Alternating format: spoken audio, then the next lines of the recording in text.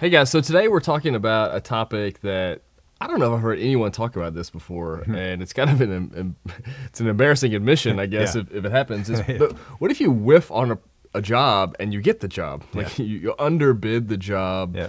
and then you get it, and you're stuck with it. You've committed yourself. You've given your word on this job. What do you do? So I guess first question: has this happened to us before? It has a couple of times. Yeah. So it's, I guess I'm coming up on 8 years here. We probably had it happen maybe 3 or 4 times. Not a ton, but it has happened.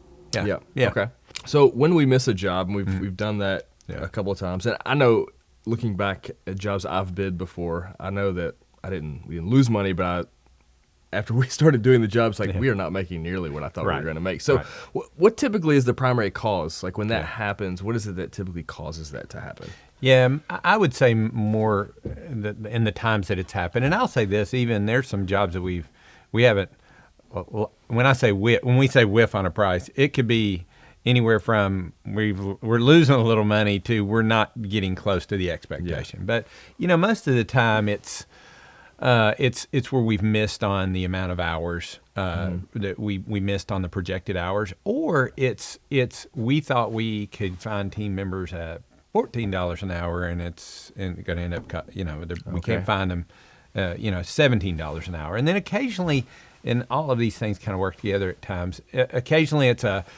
misunderstanding of what the scope of work was. So, customer kind of told us this. We thought we understood what it was, and we got in there. They said, oh, gosh, here's some more stuff that we expect you to do. Yeah. So are there things on the front end that you can do to prevent this from happening? Yeah. It sounds like there's a variety of causes. It could be like you're in a new market and you're unfamiliar with the labor there. That's right. It could be lack of clarity. So what are some things that you can do to shore up to try to prevent this? Yeah, I think one is going in anytime you do a facility walkthrough. Let's start there. It's good to have a question, for lack of a better word, a questionnaire to ask all of these questions and see if the customer's got a scope of work that they use, and compare notes with your your standard scope of work. So let's say it's a medical practice, that you would kind of exchange notes to see that you're on the same page.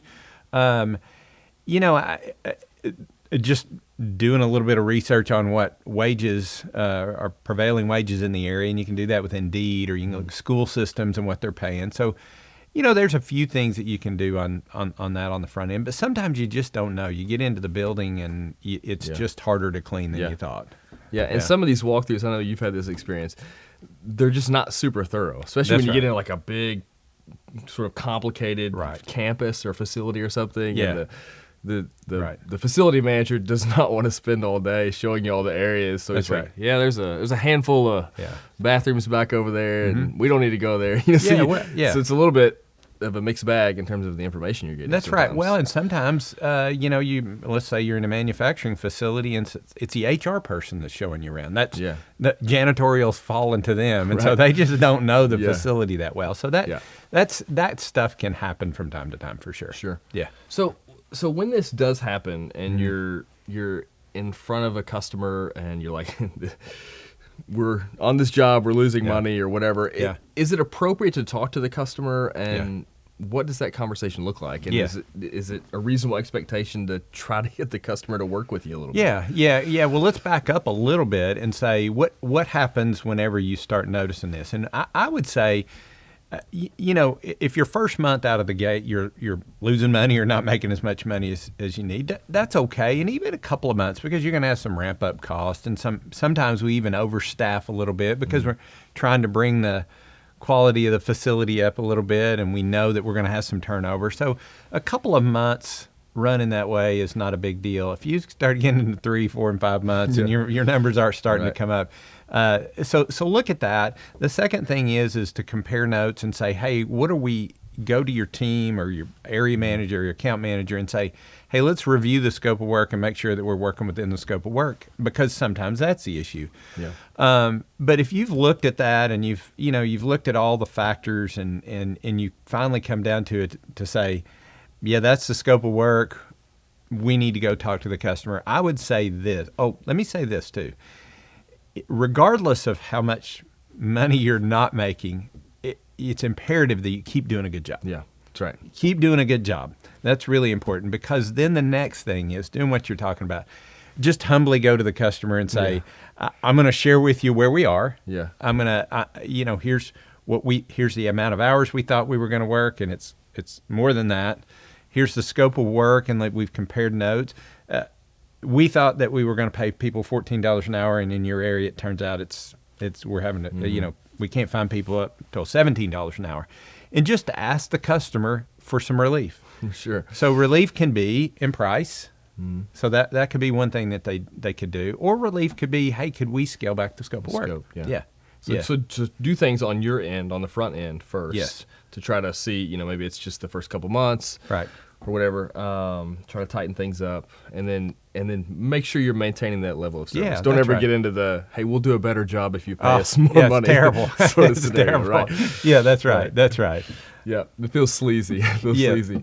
That's right. And I guess, do you think it would be fair to say, like, in terms of your appeal, it definitely would need to be in a posture of humility, and Sure, because you're asking for grace, really. That's it. In this situation. That's it. Yes. But maybe an argument there is like, hey, no matter what, like, we're going to carry out and do what we've committed to do, but also know that this will place a strain on us that is going to make it harder to take care of you like we'd like to for the long haul. Yeah, that's right. That's right. And so you think about, let's say we had a customer and this occurs, and we find we're 4 months in and going, it's not going to get better. And we go to the customer and we ask, and the customer might say something like, gosh, we've already done our budgets for the year. I just can't budge. Well, so that might be an opportunity to say, do you think it's possible when your next budget season comes up for us to get a price increase? And so you might have to tough it out for a little bit. Yeah. But if you're continuing to do a good job, most people go to bat for you and say, hey, they've got a supervisor. Hey, supervisor, the cleaning company's doing a good job. They're telling me they're struggling. Can we give them a price increase? Yeah. And this would be a good time. You don't always do this, but this would be a good time to be real transparent with your numbers too. Yes, very much like so. to show them, hey, here's the hours we're working, here's the pay rates we're paying. That's right. That's right. And you can, if you work through that with a customer, you can build some loyalty there. Yeah. Because they know you're struggling, but you've stayed with them and you've kept doing a good job. Yeah. Okay. Well, that's helpful. Hopefully you don't run into that situation coming, ahead of you. But if you do, I think these are some helpful steps to help mitigate that and hopefully walk through that well. And I think you're right. You hit on something there at the end, that when you navigate that well with a customer, even though it's tough, you can turn a bad situation often into a really good long-term relationship by doing it well. Yeah, that's it. So if you have any questions, feel free to reach out to us, and we'll see you next time.